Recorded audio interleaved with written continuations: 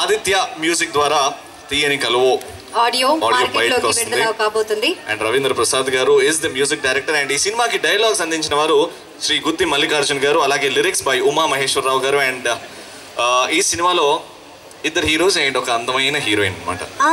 Heroes ఎవరు చెప్పు? ఎవరు? నువ్వు కాదుగా. ఎవరు అన్నారు? నాకు one of the biggest compliment Sritej Baba. ఈ పోస్టర్ చూసి ఒక హీరోలాగా ఉన్నావు అంటున్నారు నన్ను. ఏ హీరోలా ఉన్నానంటే నేను? ఏ పోస్టర్ చూసినా నువ్వు హీరోలా ఉండడం ఏంట్రా? అయ్యో, అంటే రాగానే ఇక్కడ పాపం మౌర్య ప్రమోషన్స్ శేషు గారు ఉన్నారు కదా, సార్ ఈ సినిమా హీరోలా ఉన్నారు సార్ మీరు అన్నాడు. చూడు చూడు పోస్టర్ చూడు. అఖిల్ లా ఉన్నానా శ్రీతేజ్ లో ఉన్నానా? శ్రీతేజ్ లో ఉన్నావా అఖిల్ కార్తిక్ లా ఉన్నావా? ఇద్దరులా లేవురా, వాళ్ళిద్దరు వేరేలా ఉన్నారు. వాళ్ళిద్దరు కొంచెం బాగున్నారు నీకంటే. నువ్వు ఉదాస ఇంట్లో పని మనిషిలో ఉన్నావు.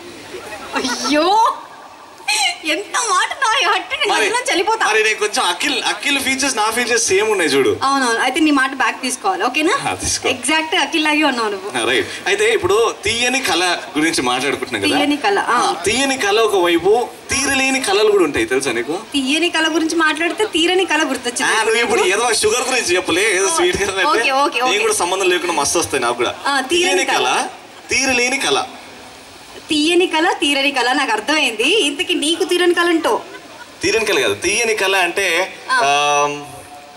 నేను కరీనా కపూర్ని పెళ్లి చేసుకోవడం. ఇది తీయని కళ ఏంటి కొంపదీసి? తీరలేని కళ. తీరలేని కళ అంటే నేను కరీనా కపూర్, ఎందుకంటే సైఫ్ అలీ ఖాన్ పాపం పెళ్లి చేసేసి నన్ను తమ్ముడిని చేసుకోనికి రెడీ ఉండడు. తీరలేని కళ ఏమిటి? తీయని కళ. ఇప్పుడు తీయని కన్ఫ్యూజ్ అవ్వకరా నాకు. అర్థం తీయని కళ. తీరని కళ ఏంటంటే కరీనా కపూర్ ని పెళ్లి చేసుకుందాం అనుకున్నాం, కానీ సైఫ్ అలీ ఖాన్ వచ్చేసి తీసుకెళ్లిపోయాడు. ఇప్పుడు తీయని కళ గురించి చెప్పు. నేను హుదాషాని పెళ్లి చేసుకోవడం.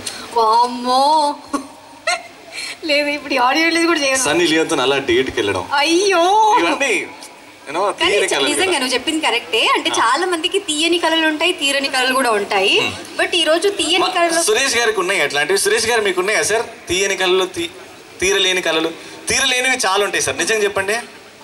ఉన్నాయి కదా సార్? మీరు గుర్తు తెచ్చుకోండి, స్టేజ్ మీద వచ్చినాక మీరు అది చెప్పాలి మాకు.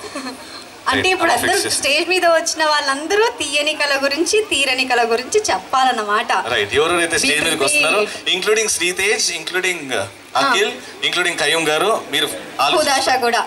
రైట్.